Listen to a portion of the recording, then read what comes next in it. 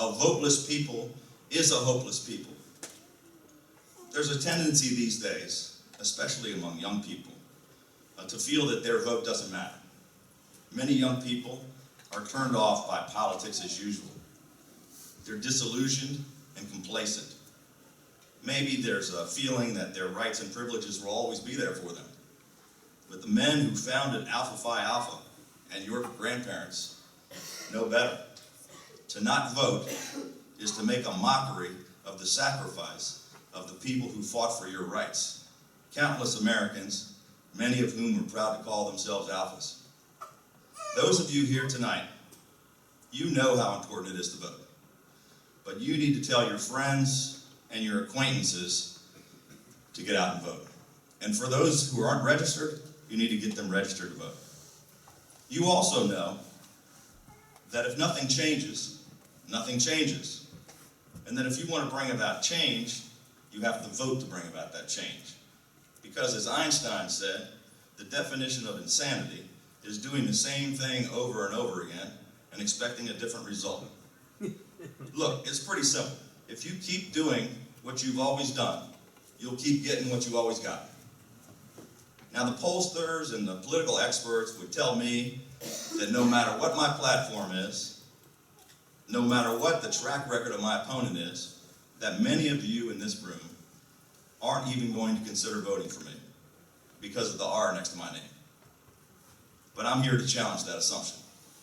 And the experts would also say that my opponent doesn't even have to bother to show up in front of a predominantly African American audience, because no matter what his record is, no matter what he says or does, that he has your vote locked up without even trying.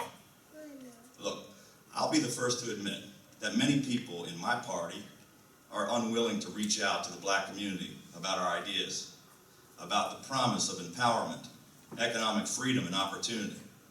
And that bothers me. But too many people on the other side feel that they can ignore you and just take your vote for granted, year after year, whether their policies are working or solving the problems or not. That bothers me too. And it should bother you. Why should you be able to be stereotyped?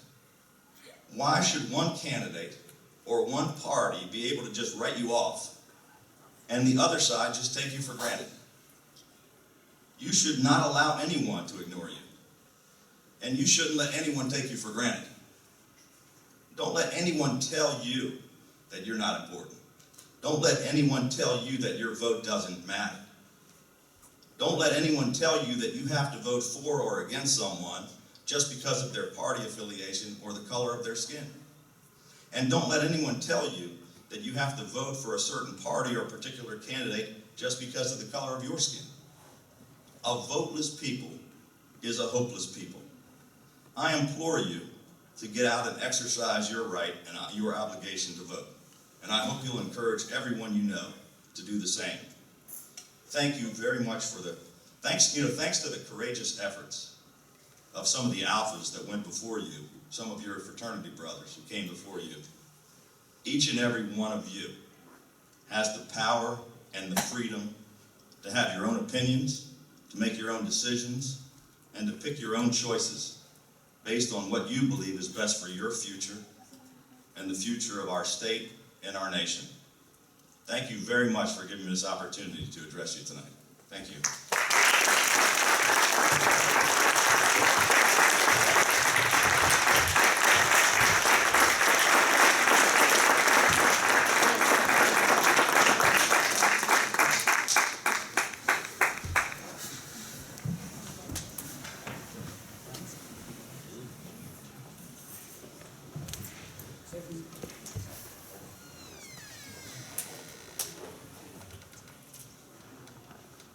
Mr. Hogan can come back to the stage. We have something that we want to present to him to show a token of our appreciation.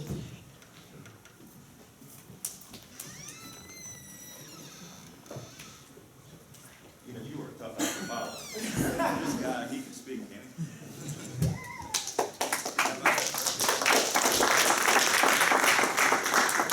Mr. Hogan, on the behalf of Bowie State University and the 80th chapter of Alpha Phi Alpha Fraternity Incorporated, we thank you for your time, for coming out and supporting our event. So here's the token of appreciation. Awesome. From Bowie State us. Bulldogs t-shirt. Thank Yes, you very sir. much. Thank you so much.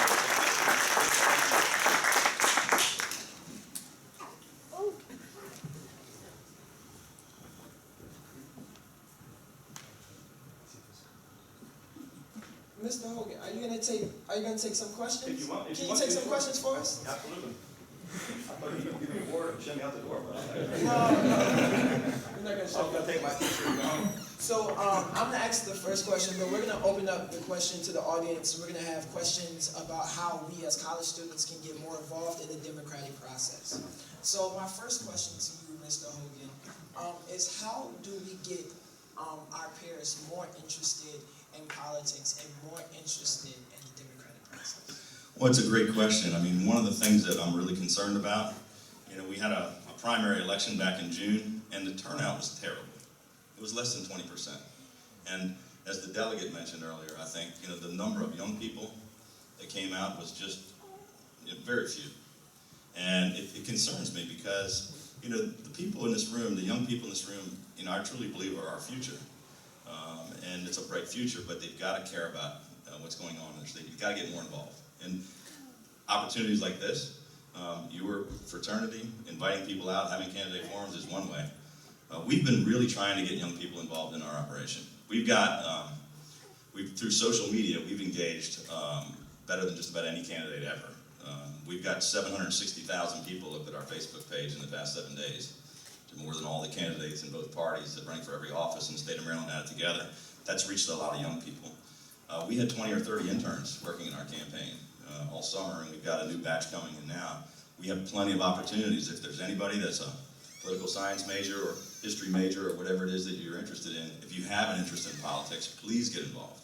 I got involved at a very young age, and some people do, but we need to get a lot more people, young people involved. It's a tremendous opportunity, and it matters. And you can make a big difference in a political campaign. Doesn't matter how young you are. If you're willing to work, there's great opportunities. We have mostly volunteers, but you can earn some credit and learn a heck of a lot being involved in the political process. We're gonna take one more question if someone in the audience has a question. Okay, we'll give it to you. All right, my question is, how do people, we always see what's going on as far as politics on a national level. How do people find out more about what's going on in their own community on a state level as far as politics? Yeah, it's harder because obviously you hear about what's going on in national news, particularly when you live in this area because we're so close to Washington. That tends to soak up all the news, and they don't pay attention to the local news like they do somewhere else in the country. But you've got to go online, you've got to be reading the newspapers, you've got to see the stuff that's going on, get involved, get engaged, do your own research, come out to forums like this, like you did tonight. You're going to get a chance to hear from both of us. Pay attention. But it is, the news media doesn't give us enough coverage. It's frustrating to us as well because we're trying to get our message out. But you just have to dig deep and do some research like you're doing for school. Go online and look things up. Do some homework because it matters. And it doesn't matter to me whether you're going to vote for me or you're going to vote for this other team. I want you to get out and vote. And I want you to make an informed decision. So to do the research and find out as much as you can about the candidates because it's your future.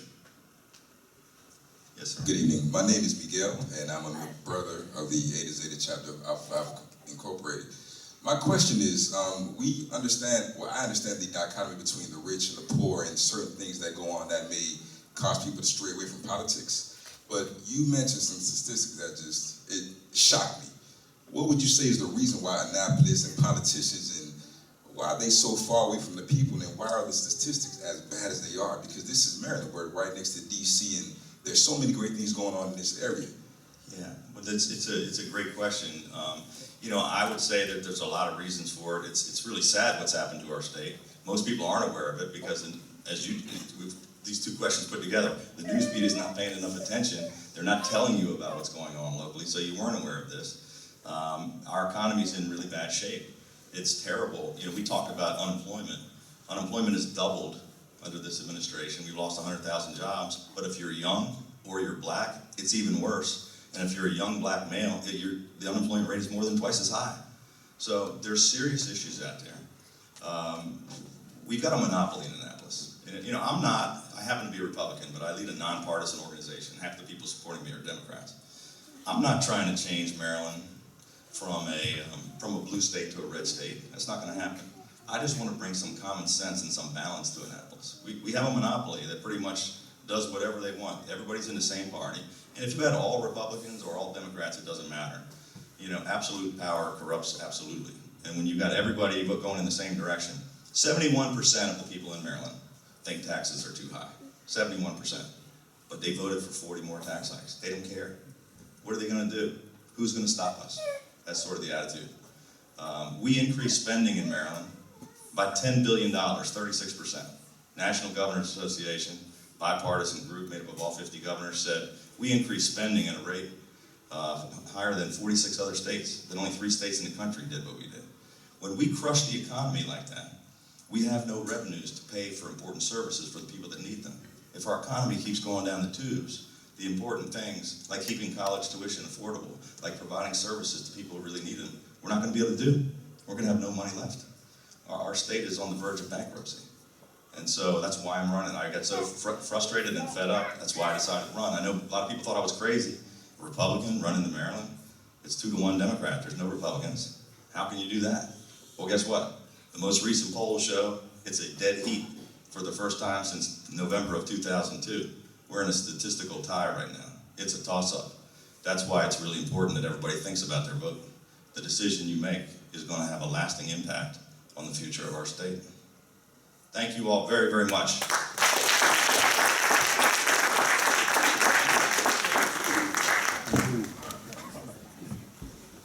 Let's have another round of applause for Mr. Hogan.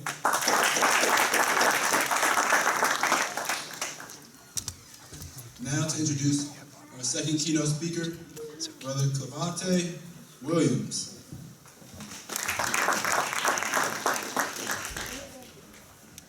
Hello everyone. Like the brother said, my name is Clavante Williams. I currently serve as the president of the Political Science Association and Chief Justice of the Student Government Association at the illustrious Morgan State University. So I'm a long way from home. Howard County Executive Ken Allman is known and respected for approach to leadership that